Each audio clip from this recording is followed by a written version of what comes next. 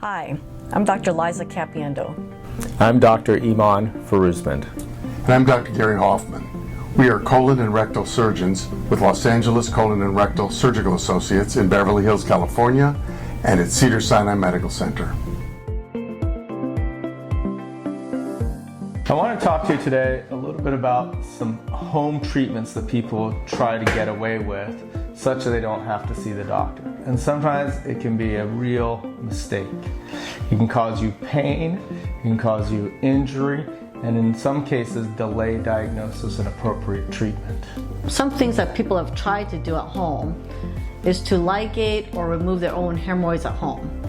And I've seen this where they come to the office with dental floss tied around a piece of skin that's hanging on the outside, where they're in severe pain, it's ulcerated, it's bleeding, and sometimes even infected.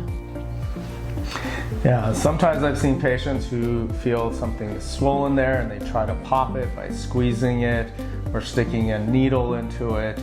It's not a great idea. You sometimes are going to introduce an infection or potentially make the situation worse. Come in and have someone see you. Some people will ask, why can't you just band this tag that's sitting on the outside?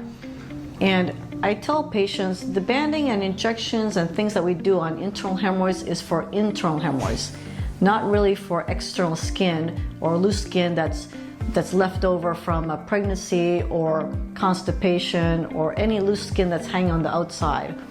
Banding is not for that, it's for internal hemorrhoids.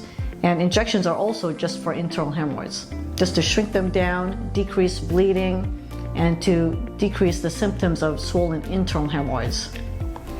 One of the biggest mistakes I've seen is people assume everything down there is hemorrhoids, and sometimes it's not. And unfortunately, bleeding can be related to cancer, which, if not diagnosed in a timely fashion, is much, much harder to treat. So if you're not sure what's going on, things just aren't getting better, have someone take a look.